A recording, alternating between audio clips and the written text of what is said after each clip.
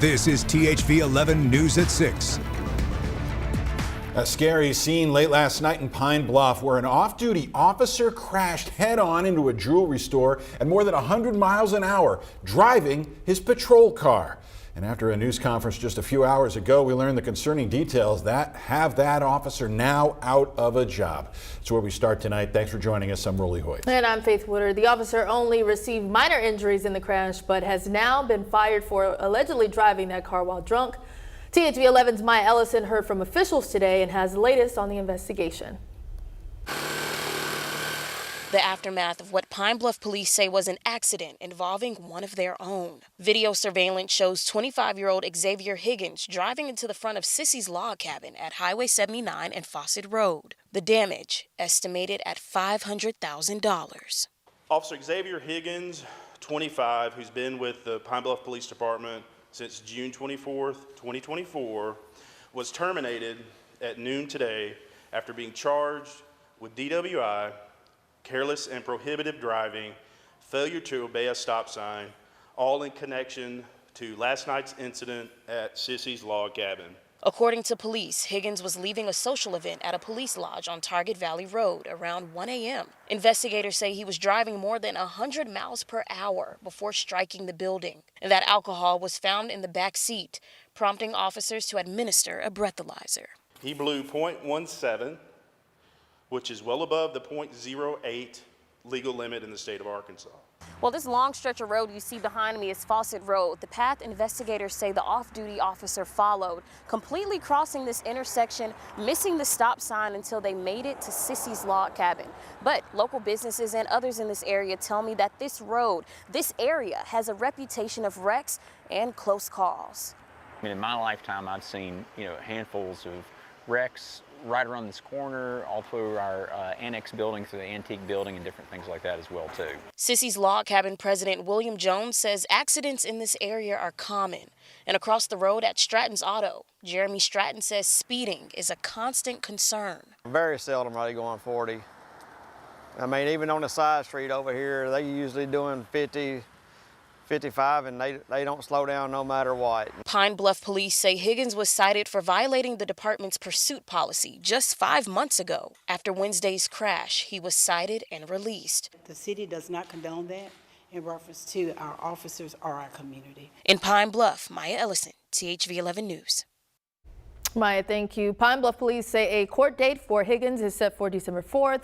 And as for Sissy's log cabin, President William Jones says repairs will continue, but they expect to be open for customers tomorrow. Over in Faulkner County, the search for 25-year-old escaped inmate Wayne Schultz is now over after roughly 48 hours on the run. This is a photo from the moment he was captured. Authorities say he was found in the woods near Mayflower. Schultz is an escaped inmate from a work release job and was 3 years into an 8-year sentence. In between rounds of rain tonight, we have the next batch moving into western Arkansas. Things could get a little noisy overnight as the frontal boundary and this next area of rain and thunder moves into Arkansas. Looks like it's going to be sometime around 10, 11 o'clock in western Arkansas, then overnight overspreading the rest of us. We've had a good area of rain this afternoon over northwest and north central, and there's the activity in Dallas that's coming our way a little bit later on tonight. Outside our current numbers, now we're north of a boundary, north of a warm front in northeast Arkansas, so it's cooler and a little more stable. But south of that warm front, we have a little more juice to work with. Although instability is fairly low, we have enough for a few isolated strong thunderstorms tonight. One or two could be severe, but it's primarily going to be rain, heavy at times in some locations, and the possibility of a little wind, some hail. We cannot rule out the possibility of a brief tornado. Make sure you have ways to receive severe weather information overnight tonight. I'll give you the timing of the rain coming up here in just a few minutes. Tom, thank you. A Saline County restaurant owner accused of sexually assaulting multiple underage girls won't be getting any jail time after agreeing to a plea deal. THV 11's Carter Thweet talked to the family and the young girl involved in the case who isn't too happy with this outcome. I was very excited because I was like, it's my first job, like it's something new. That's what a 16-year-old Benton resident says she remembers about starting her job at Tim's Tavern. when she was 14. Yet she says it all went downhill after the owner, Timothy Stepek, went to pick her up for work one day. He took my phone, wouldn't let me have my phone, told me that my mother couldn't help me anymore. He chased me around my room to pin me down. These allegations and allegations from 2 other young waitresses led to a felony case against Stepek, who was already being investigated at the federal level for wage violations and illegally employing minors. Yet earlier this week, the girl's mom, Stephanie Holloman, got a phone call. I was made known of this plea deal. It was less than 24 hours before the court date. We had little to no time to prepare. Both Stephanie and her daughter say they aren't happy with the plea deal, which did not include any of the original sexual assault charges. Instead, Stepek pleaded no contest to 3 counts of endangering the welfare of a minor and will get 12 months probation. I don't know that there's a way to make it fair, ever, but significant prison time would at least make us feel a little better. I reached out to the Saline County Prosecutor's Office, who agreed to the plea deal. They said in a statement, based on the evidence that would be presented at trial, we pled the case to what we believed we could prove beyond a reasonable doubt. I do not feel like this prosecutor has fought for us a single day since we've started. And they're letting people get off with things that they shouldn't get off with. In Benton, Carter Thweet, THV 11 News. Carter, thank you. The prosecutor's office also told us new evidence prompted the reduction in charges. We also attempted to reach out to Stepek's attorney. We have not heard back. Violence is not who we are, and it will not define our future. Officials from both sides of the river, including County Judge Barry Hyde there, announcing a new initiative they believe will help them tackle crime. The Group Violence Intervention Program, or GVI, it's helped other communities by focusing on small groups of people that are usually responsible for most of the crime. And because Pulaski County ranks in the bottom 6% in safety across the country, leaders are pinning their hopes on programs like this to reverse that. This isn't just about enforcement. It's about prevention, collaboration, and hope. By taking this step, we're saying that safety and compassion can work hand in hand, and that every life in Pulaski County is worth protecting. Grants and contributions worth $60,000 will move the program up from Pine Bluff, where it has seen some early success.